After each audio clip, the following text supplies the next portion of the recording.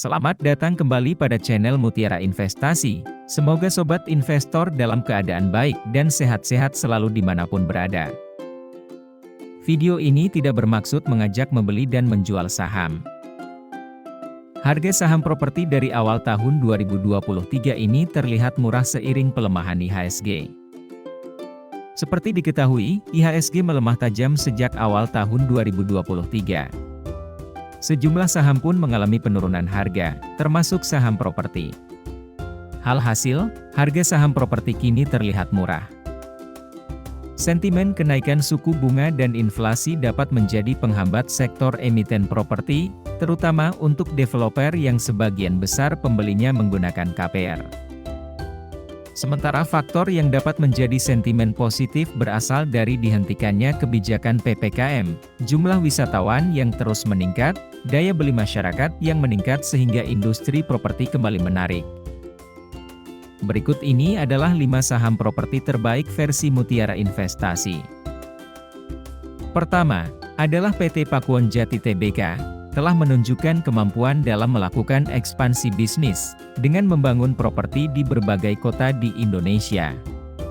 Pakuwon berencana untuk terus mengembangkan proyek-proyek propertinya di kota-kota besar di Indonesia, seperti Surabaya, Jakarta, dan Bali, yang dapat meningkatkan pertumbuhan dan memberikan potensi pendapatan yang lebih besar di masa depan. Pakuwon memiliki portofolio properti yang berkualitas, dan terdiversifikasi dengan berbagai jenis properti seperti apartemen, perkantoran, pusat perbelanjaan, dan hotel bintang 5. Portofolio properti yang berkualitas dapat menjadi daya tarik bagi calon pembeli atau penyewa properti. Sepanjang tahun 2022 lalu, Pakuwon memperoleh pendapatan sebesar Rp5,9 triliun, dan laba bersih sebesar Rp1,8 triliun. Memang, belum pulih benar seperti sebelum masa pandemi. Namun dari 2 tahun terakhir Pakuwon sudah mulai terlihat tanda-tanda perbaikan. Kedua, adalah PT Ciputra Development Tbk, telah memiliki pengalaman dan reputasi yang baik dalam mengembangkan proyek-proyek properti yang terdiversifikasi, termasuk proyek perumahan, perkantoran, dan pusat perbelanjaan. CTRA telah memanfaatkan inovasi teknologi dalam bisnisnya, seperti penggunaan teknologi untuk meningkatkan efisiensi konstruksi dan mengurangi dampak lingkungan dari pembangunan properti. PT Ciputra Development Tbk memiliki fokus pada pasar kelas menengah, yang memiliki potensi pertumbuhan yang besar di Indonesia dan beberapa negara lainnya. Sepanjang tahun 2022 lalu, CTRA memperoleh pendapatan sebesar Rp9,127 triliun, dan laba bersih sebesar Rp2,003 triliun. Semenjak masa pandemi dari 2 tahun lalu, kinerja CTRA tergolong masih stabil. Hal ini menunjukkan bahwa CTRA memiliki kemampuan yang baik dalam mengelola bisnisnya dan menghadapi tantangan ekonomi yang muncul. Ketiga, adalah PT Pura Delta Lestari Tbk, memiliki portofolio bisnis yang beragam, termasuk hunian, komersial, dan industri. Selain itu, Demas juga mengembangkan bisnis di bidang jasa, seperti penyediaan infrastruktur dan manajemen aset. Demas memiliki luas lahan yang cukup besar untuk pengembangan properti, yaitu sekitar 10.000 hektar di seluruh Indonesia. Hal ini memberikan potensi pengembangan yang besar bagi perusahaan dan mendukung pertumbuhan bisnisnya. Sepanjang tahun 2022 lalu, Demas memperoleh pendapatan sebesar Rp1,932 triliun, dan laba bersih sebesar Rp1,218 triliun.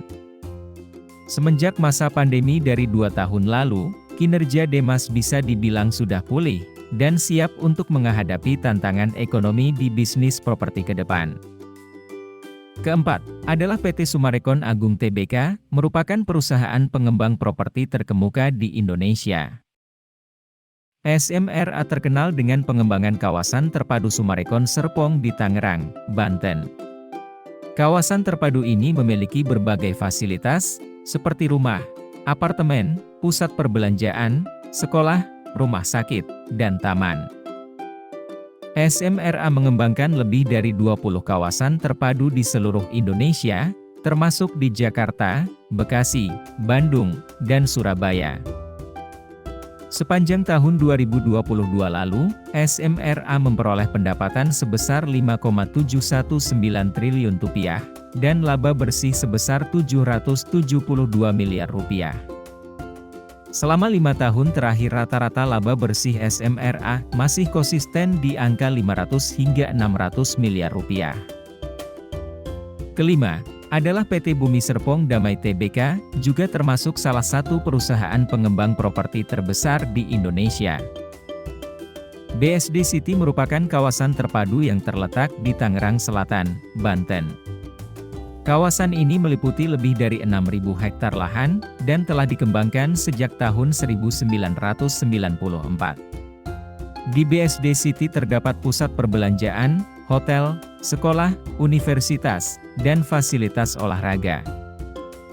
Selain mengembangkan kawasan terpadu, BSDE juga memiliki bisnis lain, seperti manajemen properti, manajemen real estate, dan manajemen aset. Perusahaan juga terlibat dalam bisnis infrastruktur, seperti pembangunan jalan tol dan pelabuhan. Sepanjang tahun 2022 lalu, BSDE memperoleh pendapatan sebesar Rp10,235 triliun dan laba bersih sebesar Rp2,657 triliun. Meskipun mempunyai laba bersih terbesar di antara saham properti lainnya, selama 5 tahun terakhir laba bersih BSDE naik turun dan belum konsisten. Dari kelima saham properti dengan kinerja yang secara umum tergolong cukup baik, namun hanya ada satu saham saja yang mempunyai histori pembagian keuntungan yang paling dinanti oleh investornya, yaitu saham Pura Delta Lestari. Dari tahun 2016 hingga 2022, Demas selalu membagikan dividen, dengan yield rata-rata 10%. Pada tahun 2022 lalu membagikan dividen sebanyak 2 kali yaitu pada bulan Juni dan November 2022, dengan yield sebesar 16,39%, dengan nominal sebesar Rp2,5 dan Rp15 per lembar saham. Kemudian, saham SMRA pada tahun 2022 lalu, membagikan dividen sebanyak 1 kali yaitu pada bulan Juli, dengan yield sebesar 1,10%, dengan nominal Rp6 per lembar saham. Pada saham Pewon tahun 2022 lalu, membagikan dividen pada bulan Agustus, dengan yield sebesar 0,90%, dengan nominal Rp4 per lembar saham. Pada saham CTRA tahun 2022 lalu, juga membagikan dividen pada bulan Agustus, dengan yield sebesar 1,51%. Dengan nominal Rp14 per lembar saham.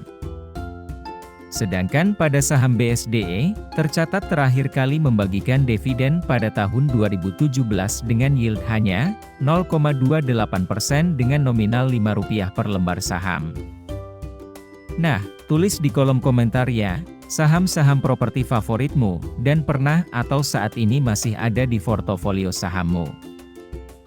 Demikian analisa pada video ini, semoga informasi pada video ini bisa membantu strategi investasi, sobat investor pecinta saham properti, maupun yang akan masuk ke saham-saham properti. Terima kasih sudah menonton dan sampai jumpa lagi pada video dan analisa saham lainnya.